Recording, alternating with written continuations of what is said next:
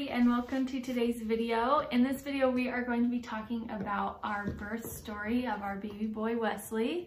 Oh gosh, this is a lot. I don't even know how to start this.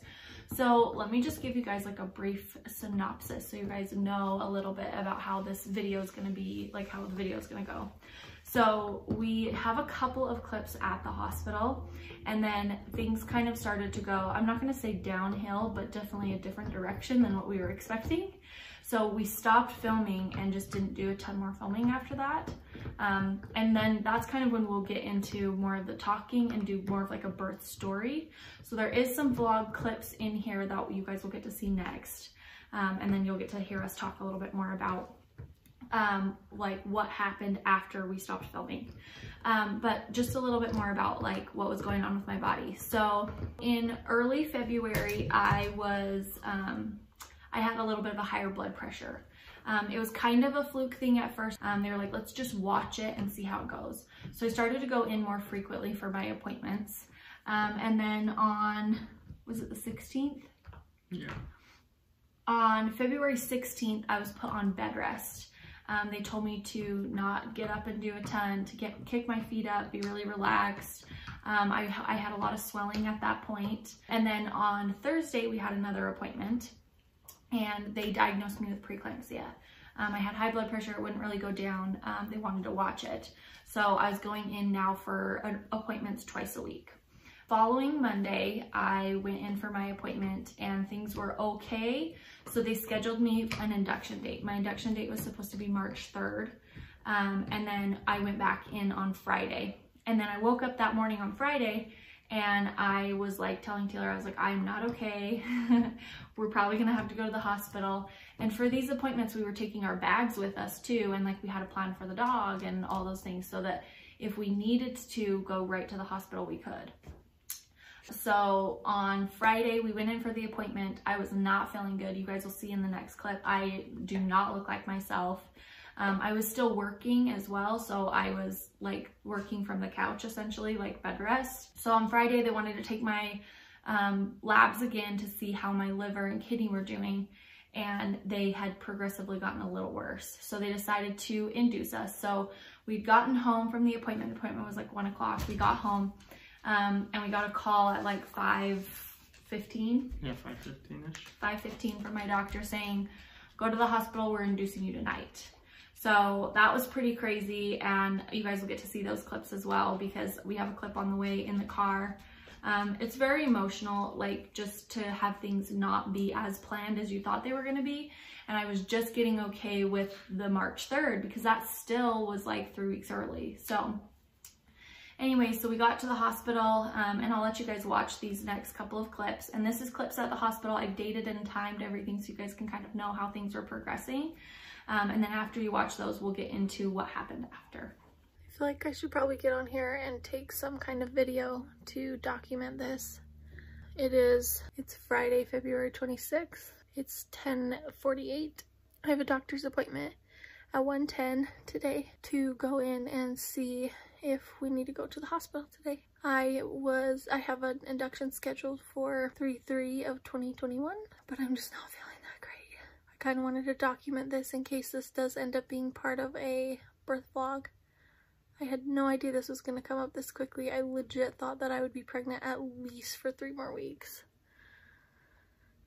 I'm just going to kind of start from the beginning. So I'm going to try and do it kind of fast so I can rest some more. But I was put on bed rest, not this last Tuesday, but the Tuesday before that. And then the Thursday after that, so a week from yesterday, I was diagnosed with preeclampsia. I have high blood pressure, I have protein in my urine, and a couple of other symptoms now. I'm very out of breath. I don't know if there's fluid buildup in my lungs. We're going to get that checked today. I had my 2 steroid shots, so I should be good there. But our bags are packed. I am laying on the couch working today, and then we'll go in for our appointment and see how it goes. That's pretty much all the update I have to give right now. I'll let you guys know how I'm feeling after the appointment. Hi everybody, so I'm picking up the vlog again. We're in the car, so I'm sorry if the audio is not great. It is still February 26th. It's now 5:53. when I vlogged earlier today, I just had said that I wasn't feeling well. So we went into our appointment, and I'll just give you guys a little update about that. Baby was looking healthy. He's looking really strong. I'm not dilated or effaced or anything like that, but there was still protein in my urine and my blood pressure was high. I also had blood in my urine as well, which they think could be something with my kidney.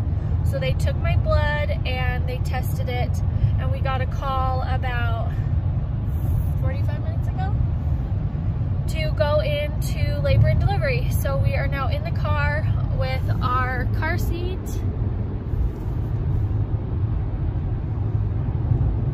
All of our baby stuff.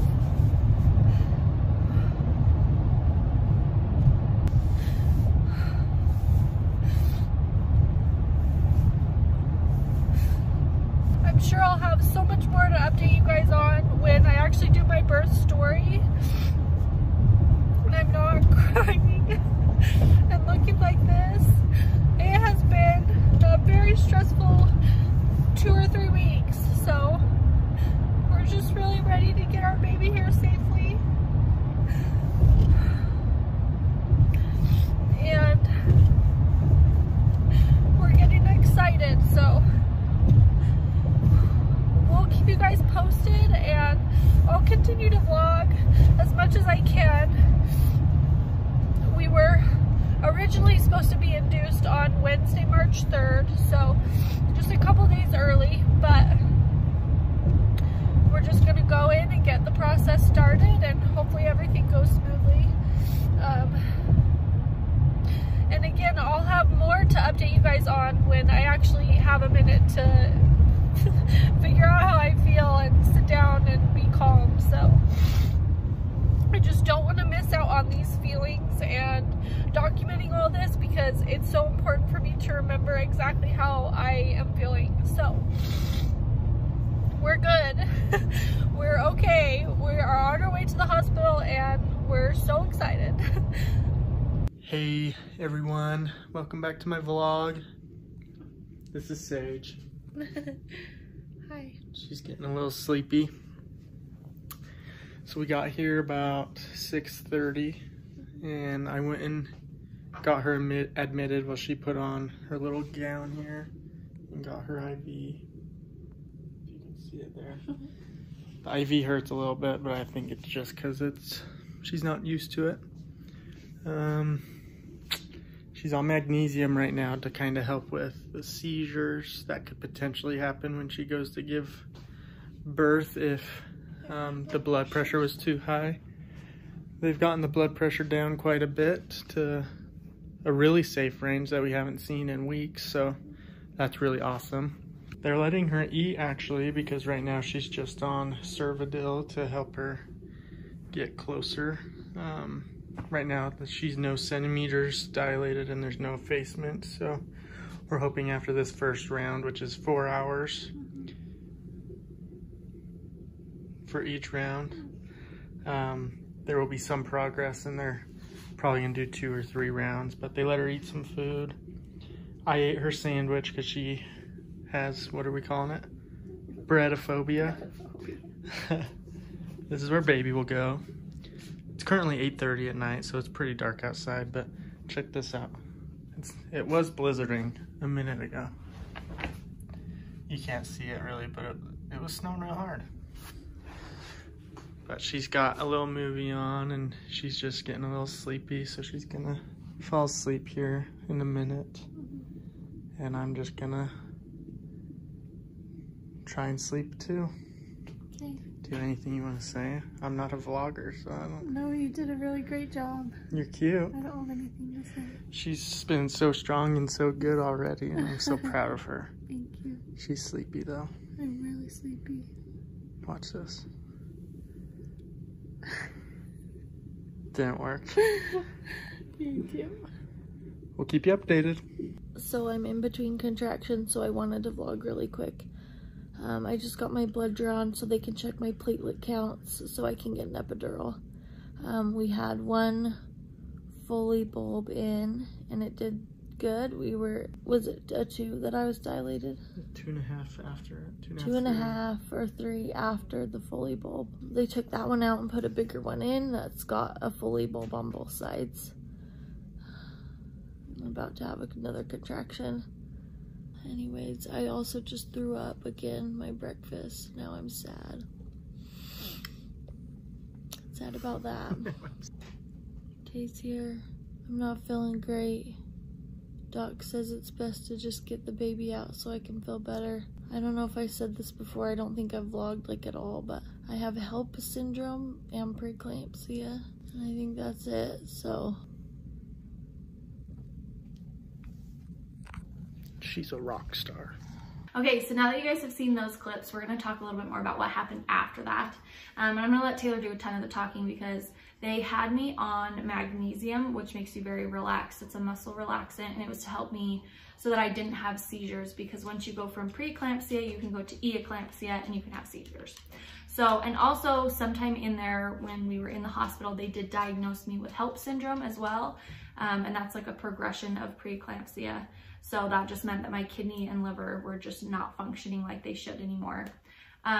So the last clip you guys just saw, once they got me on the magnesium and the Pitocin, I was having contractions, but I couldn't really feel them very much. They were not very strong, and I hadn't had strong contractions previous to that. The magnesium made me really tired and really just like so chill. You can see it. Well, I really have like hardly any idea, and we've written stuff down and made notes and stuff, but it's so hard to even remember.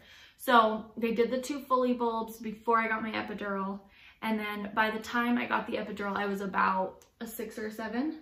Like 6.5. 6.5 is what I was dilated to when I got the epidural. And then they were still just not seeing any progress. They would check me and I was still like around a 6.5 or a 7. And then he would say he could feel the baby, like his head, but it was just not that low. And he said he would kind of move, like the baby would move up as he would check and see how dilated I was. So we waited a little bit longer. I went through some contractions. Taylor was so sweet. He helped me with the birth affirmations that I had showed you guys before. And he helped me with like counter pressure on my hips. And we just went through some contractions, breathing. Would you say that was about an hour or more? Yeah, probably about an hour, hour and a half. Maybe. After the epidural? No, that was before the epidural. That was before the epidural as well. Okay. Yeah. Wow. Dr. Martin came in and checked you 2, 3, 4 more times, and around 8 p.m. he wanted to start tracking how strong her contractions were. He wasn't liking how spread out the contractions were. So they put something up there that was closer to the baby so they could see how heavy the contractions were, and he was really hoping that they would start to peak a lot higher and happen a lot more frequently. And he put that in for about 3 hours. About 8 p.m. he came in and put that in, and Sage was pretty sleepy through that period. I don't think she was really feeling it, but I was standing over there by the monitor the whole time because I just wanted to see higher contractions. And at that point I was starting to get a little concerned because they weren't peaking any higher. They were just staying very consistent, and she would go through like 5-minute spurts where she wouldn't have any contractions, and then she would have 4 or 5 in a row and then just have like a 5-minute gap again. And he came in around 11 o'clock, and he wasn't liking the progress, and he just felt like it was really necessary to do a C-section. And at that point I felt like it was right, just because there was no progress. They'd maxed her out on Pitocin. Yeah. Typically on an induction they max you out at 20 milligrams per hour of Pitocin, and they had her at 30 milligrams of Pitocin for the last 2 hours to try and peak those contractions a little bit more. And they didn't want to do any more than that. They were already maxing it out, and the reason they did that was to try and counteract the magnesium a little bit more. But the magnesium was just, she was on it for so long. By that point she was just so tired, and her uterus was weak, and it wasn't getting to the point where it was going to push the baby out. So when he came in and told us that we should probably consider a C-section, he was open to letting us continue through the same process for a couple more hours if we wanted to. We just felt like it was the smart thing to do to get Wesley out of there and get him here safe. And so we trusted him, and we're really glad that we did, because if we wouldn't have trusted him then, it probably could have led to a couple more complications. And it was just really good to get Wesley out of there and get Sage on the road to recovery through that process. But that's kind of when it gets even more crazy. Is when we went into the operating room and everything after that. Yeah, so from there, we were about 30 hours of labor, like since the beginning of the induction, like getting there and all that kind of stuff by the time we went in for the C-section. So they did everything to prep me for the C-section. They took us into the little operating room. They put up the little sheet thing. And I mean, honestly, it was so fast. Like they just went right into it. And next thing I know, we're like looking at little baby. They're holding him up over the thing and taking a picture of us. And then, so from there I had, and I don't know if I should look it up so I say it right, but it's a velamentous, is that how you? I think so, yeah. A velamentous cord insertion, and I'll put it down here so you guys can see the word, because I don't know if I'm saying it right. But essentially what it was is that the vessels that are in the cord going to the baby from the placenta sac, placenta cord baby in there. So when they took mine out, when they took out my placenta, they saw that the vessels and veins and arteries and things, I don't know if they're vessels or arteries, whatever, but they were outside of the sac. So they were not really protected at all. And then the cord, and correct me if I'm wrong, it was more going in, it was more like attached to the sac rather than the placenta. Yeah. So it's supposed to go right from placenta to baby, but it was more attached to the sac. So that was really crazy, incredibly rare. My doctor has never seen that before. He had heard of it. We had a really sweet nurse come in and chat with us after, like the next day when I was feeling a lot better. She was so kind, and she came in and talked to us about like the placenta and like what it meant and all these different things. But they said that my uterus was like very soft and like mushy just from all of the magnesium that I was on. And so it wasn't like more of like a sturdy little uterus to kind of contract and move the baby down. It was more like mushy.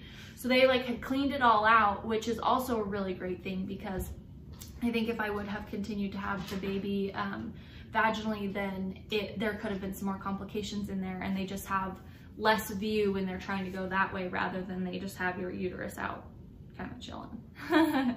So they were able to clean it out really good and stitch me up and put me away. I was feeling a little bit of the like tugging and pulling when that was happening, and so I was kind of like, oh ow. And so they did like knock me out for a second, which I was like, oh, I fell asleep. But they did give me something to put me out so I wasn't in as much pain. And then that's when Taylor was in like the little nursery holding the baby. And how long do you think you were in there? It was about 45 minutes, I would say. Me and Wes were just hanging out in the nursery, and I was still in like the full gown.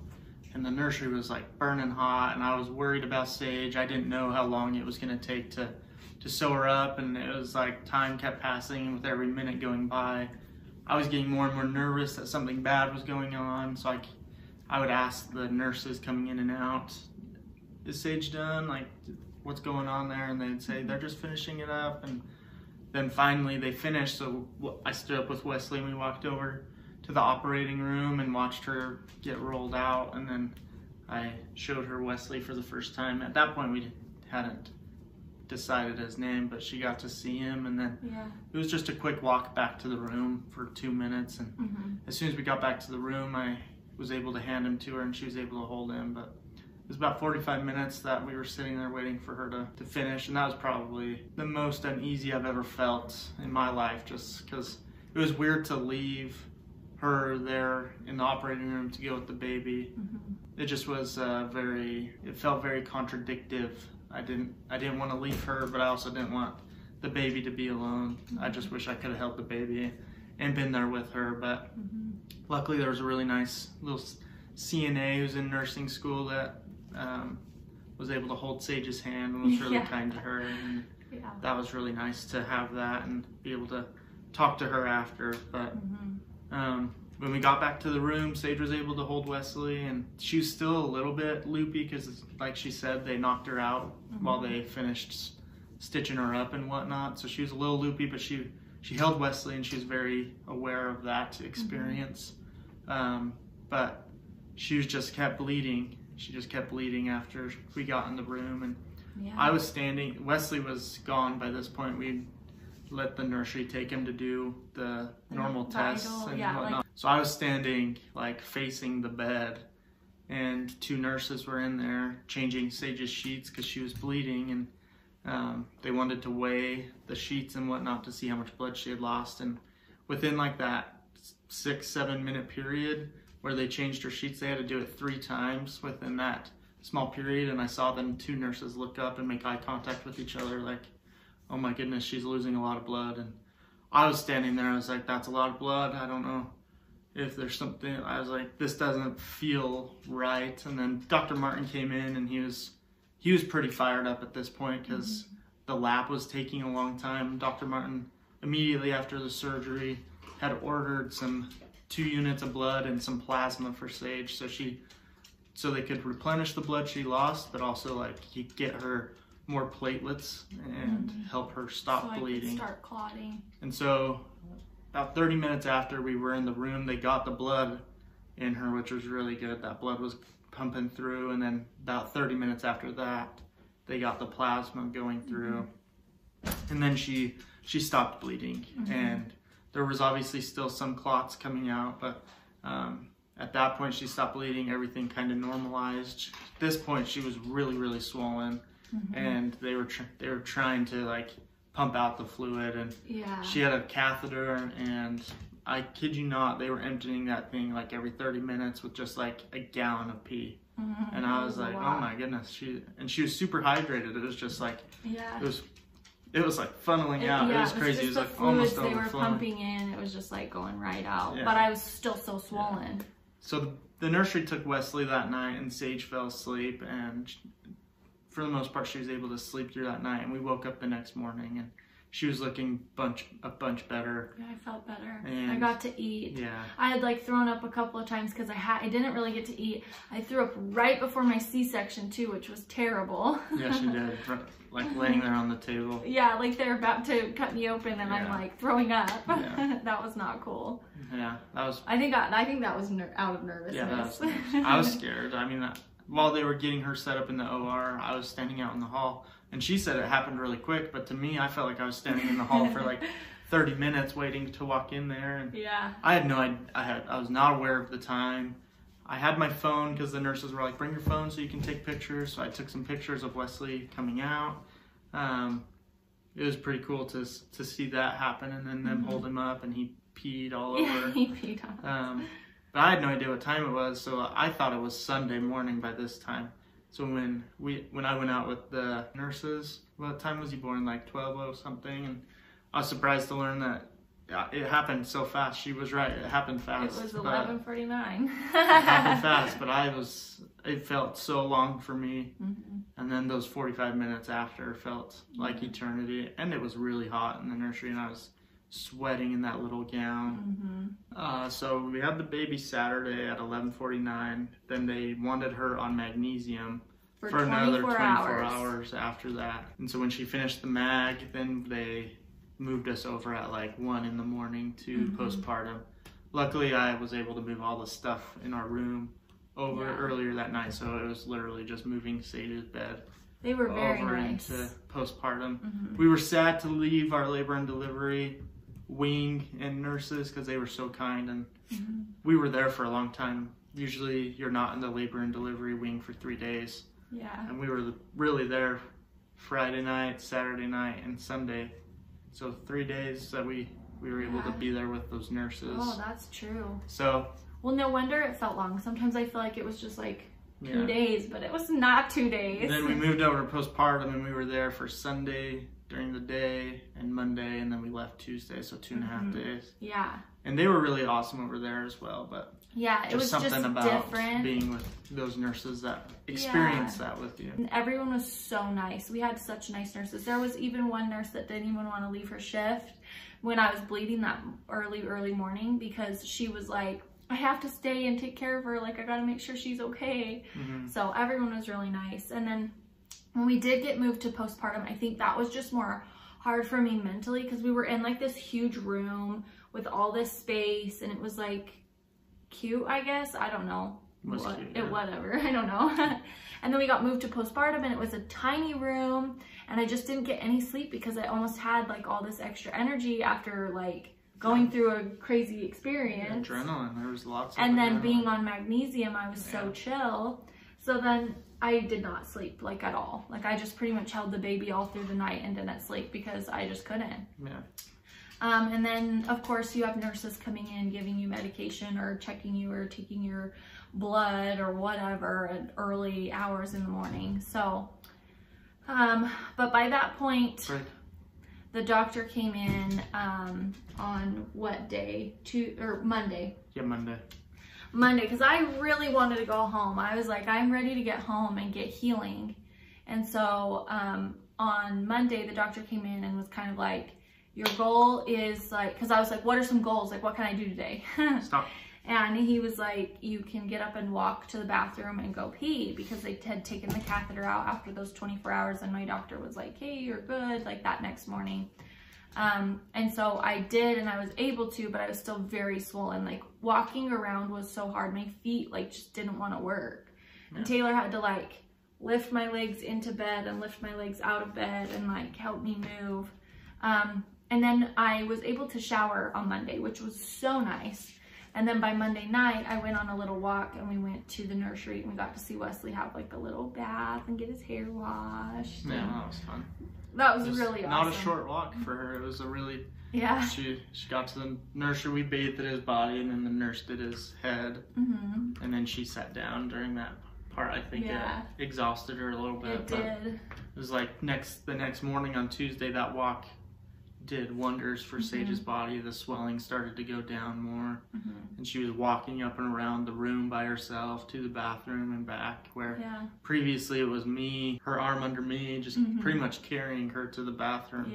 Really from the time we got to the hospital until that moment. So lots of amazing progress was being made, and the doctor was really impressed with how fast she was doing it. And she, after a C-section, it's a major surgery, and so she had the option to take some heavier pain medications, and she didn't want to, so she said no. And the doctor came in, and he was like, you're taking your pain meds, right? And she was like, well, I'm taking ibuprofen and Tylenol. And he said, wow, I really do like to pride myself for pain-free surgeries. And she was just managing the pain really well, and she's continued to while we've been home. And she just wanted to get home, and we were able to get home Tuesday.